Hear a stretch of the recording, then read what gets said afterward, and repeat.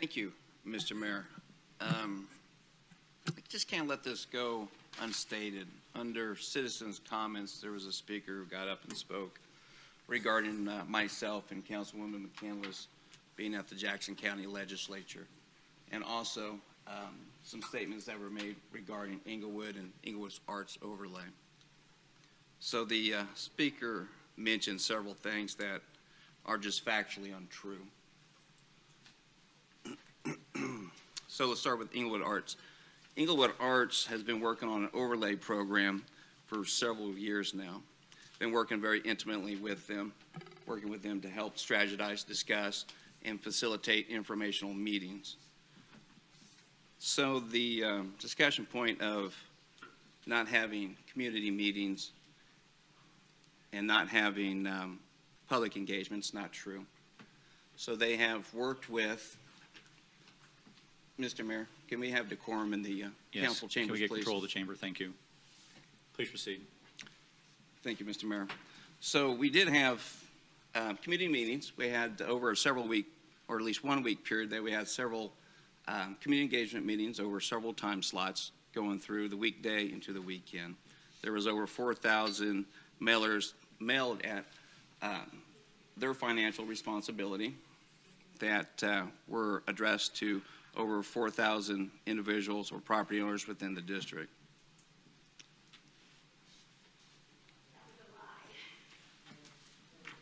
Mr. Mayor, can you? Let's please maintain order in the building. Thank you, Mr. Mayor. So with that said, I'm still trying to figure out the museum that was referenced. I'm not sure of a museum that is in Englewood other than the Puppetry Arts.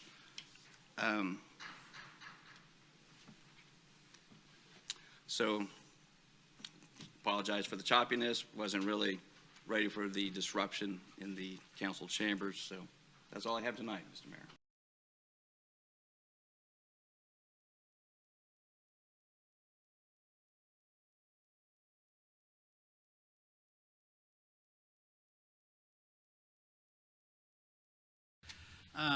Brian, notifications went out to how many people?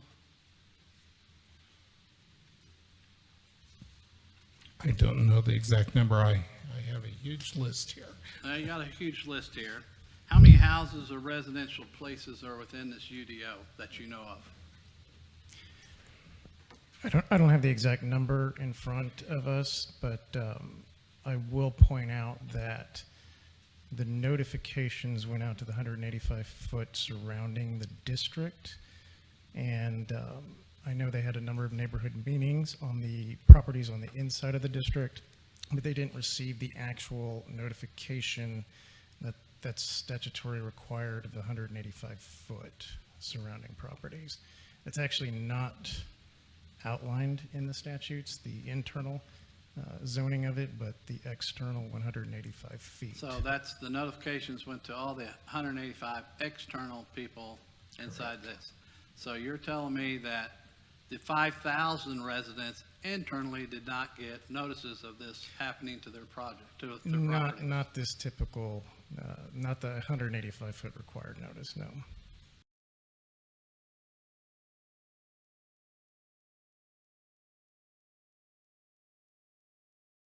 There was over 4,000 mailers mailed at their financial responsibility that were addressed to over 4,000 individuals or property owners within the district.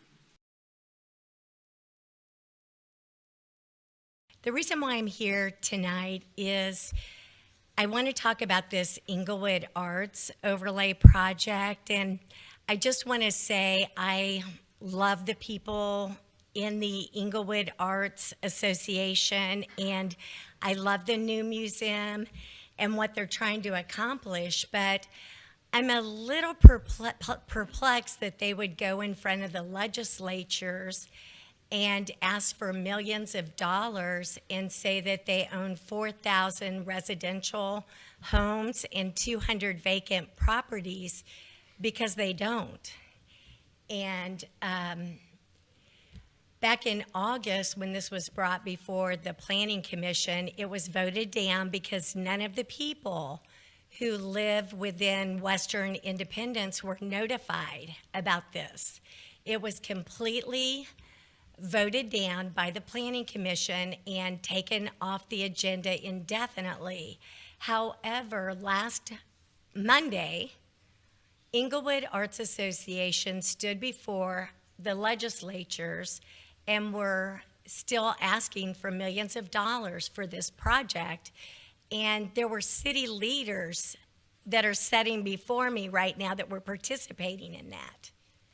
So I just want to say I live in Western Independence. I've never received any type of postcard.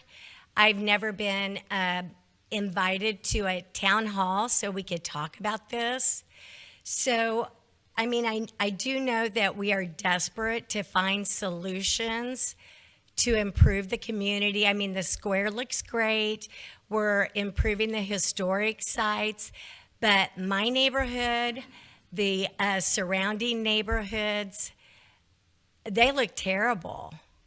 And the problem with this, I don't know. I mean, just to me, this seems like a backdoor deal. Like, why would they feel empowered to go forward and ask the legislatures for COVID money to move forward on a project that was voted down at the Planning Commission level? I mean, this has never, as far as I know, this hasn't been on an agenda before the city council yet. So why are our leaders joining them in a meeting to ask for money when they're saying they own 4,000 residential homes and 200 blighted properties when they don't?